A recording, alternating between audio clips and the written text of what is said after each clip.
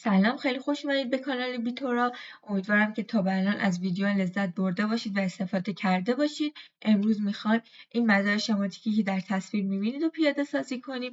اول از همه باید بیایم ببینیم که ما در این مدار به چه چیزایی نیاز داریم. همونطور که در تصویر میبینید ما اینجا 4 تا دیود داریم. این 3 تا دیود سر مشترک کاتودی با هم دارن. این 2 تا دیود سر مشترک آنودی با هم دیگه دارن. ما یه مقاومت R1 که 15 کیلویی داریم، یک سرش منتهی میشه به VCC و یک مقاومت R2 1 کیلویی داریم که یک سرش منتهی به گراند. ما ورودی هامون A و B و C هست که 0 و 1 میدیم، 0 به گراند، 1 به VCC متصل میشن و خب سوالم از ما خواسته که به ازای ورودی های مختلف جدول صحتش رو بکشیم و ولتاژش رو اندازه گیری کنیم و ازمون در قسمت بعدیش خواسته که ما R2 رو مقاومتش رو به 4.7 کیلو اوم عوض کنیم، دوباره ورودی های جدید بهش بدیم و جدول صحت رو به ازای اون هم بررسی کنیم. بریم که با هم پیاده سازی کنیم. و حالا نوبت پیاده سازی مدار روی بردبرد. همونطور که در تصویر میبینید من ابتدا منبع تقطیع‌مو با قسمت پایینی بردبردم متصل کردم، چون که توی پیاده سازی دیودها ما تنها از یک قسمت بردبردمون استفاده میکنیم و نیازی به قسمت دیگه نداریم. به همین خاطر من اومدم VCC رو به قسمت قرمز بردبردم متصل کردم که موقع پیاده سازی مدار من به اشتباه مثبت و منفی رو وصل نکنم و حالا مشکل در مدار من ایجاد بشه و گراندم رو هم به قسمت آبی یعنی منفی بردبردم متصل کردم.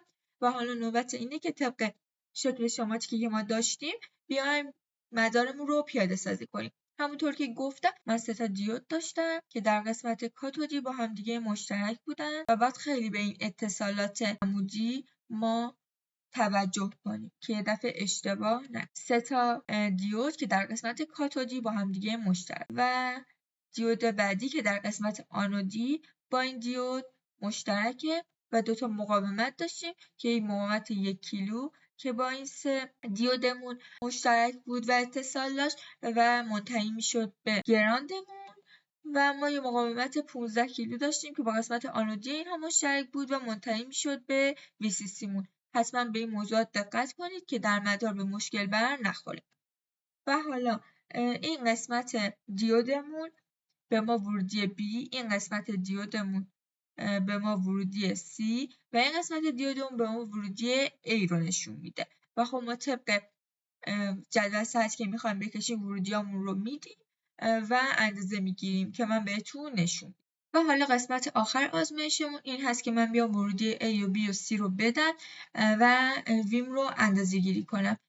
در اینجا من ورودی B و سیم رو هر 3 تاشو 0 دادم و اومدم با ولتمتر اندازه گیری کردم. قسمت VCC رو به این قسمت اتصال دادم و قسمت گراندم رو به این قسمت و اندازه گیری میکنم.